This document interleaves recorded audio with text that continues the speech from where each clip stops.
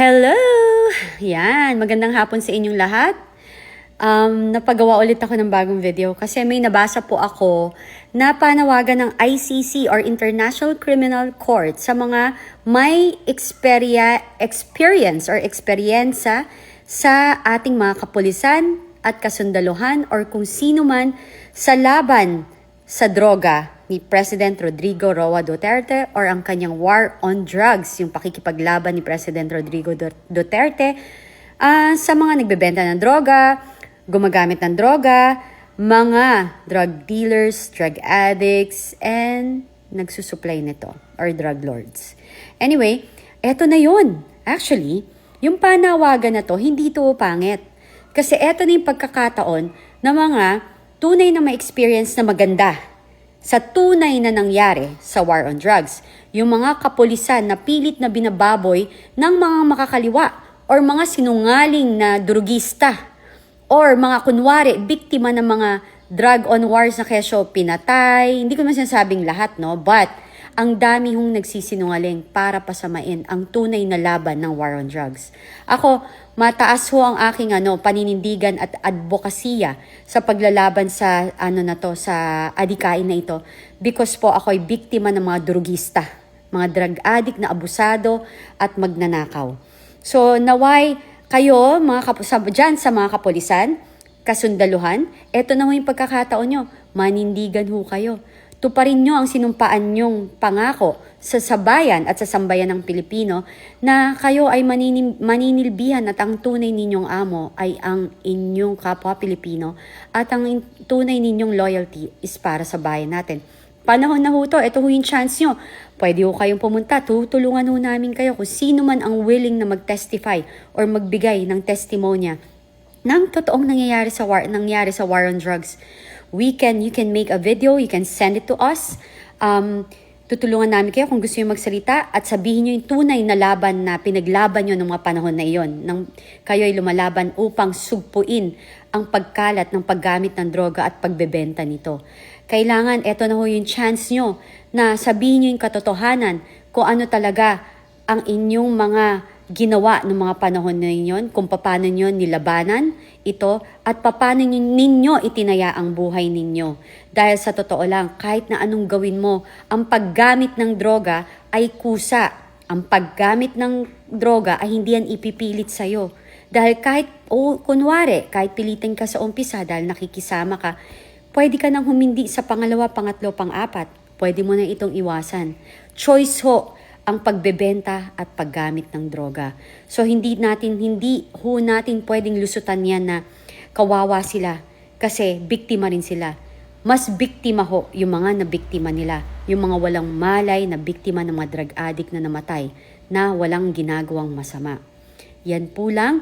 Ngayon, again, nananawagan tayo sa mga kapulisan at Armed Forces of the Philippines or kasundaluhan at sa mga tunay na lumaban sa pagsugpo ng paggamit at pagkalat ng droga sa Pilipinas ng panahon ni President Rodrigo Roa Duterte na ito na ho yung panahon na magkakaroon ho kayo ng boses. Mismong ICC or International Criminal Court ang nagtatanong kung ano yung tunay na nangyari. I think the reason why they're doing that, nagdududa na rin sila sa mga inilalabas na testimony and of course, they can see social media that the madness ng mga tao, yung galit ng mga tao sa mga kasinungalingan ng mga makakaliwa.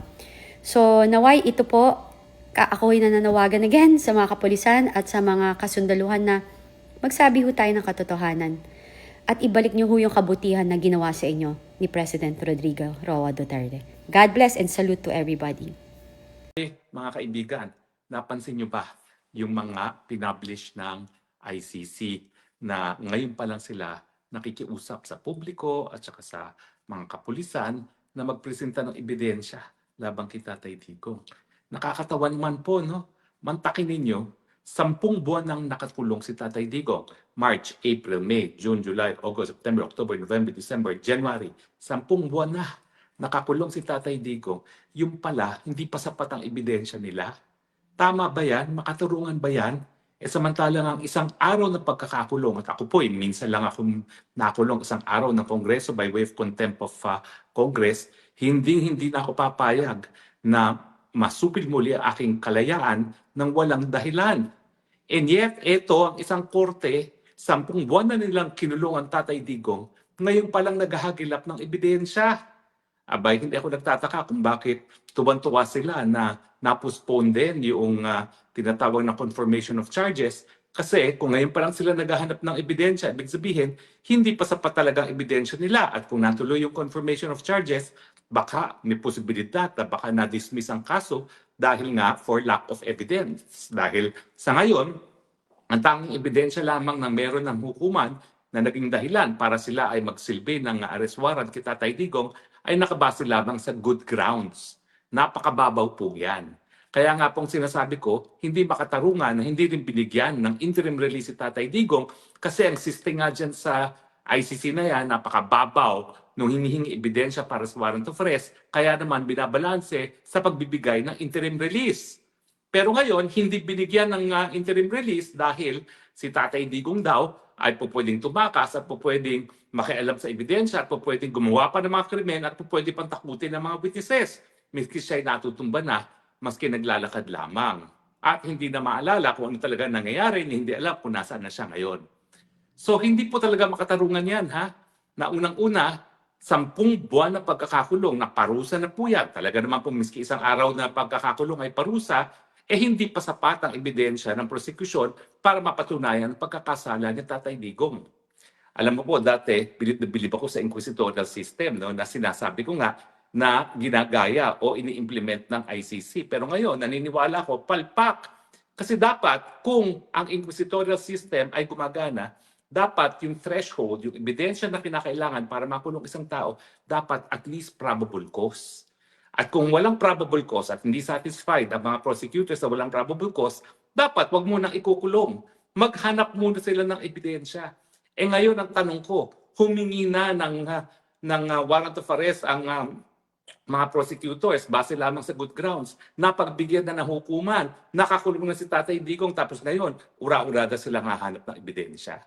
Hindi pa, yan ay paglabag na sa karapatan ni Tatay Digong ng kanyang karapatan na maging malaya at maging presumed innocent. Kasi nga yung 10 buwan na pagkakakulong niya, parusa na po yun. Lalong-lalo na kung ikaw ay 80 anyos at ayaw na ayaw manirahan sa ibang bayan. Alam niyo si Tatay Digong, nakapagbiyahe sa ibang bansa, pero never po yan tumira sa ibang bayan. Hindi gaya ko, na 2 beses nag-aral, 2 beses nagturo abroad. No? Pero siya talaga, ayaw niyang umaalis ng Davao. Kaya nga, hindi yan naging senador. Kaya nga, minsan lang yan naging kongresista kasi ayaw niyang umaalis ng kanyang syudad ng Davao. Tapos ngayon, 10 buwan, pinakamatagal na niyang panahon na nabuhay siya na hindi nasa Pilipinas at hindi nasa Davao City. Kasi naman, maski nung presidente si Tatay Digong, pagdating ng Friday, uuwi na yan ng Davao. Ibig sabihin, hindi niya kukumpletuhin ng 1 linggo sa Maynila na hindi umuwi sa Davao. Di siya mapakali pag hindi siya umuwi sa kanyang tahanan sa Davao.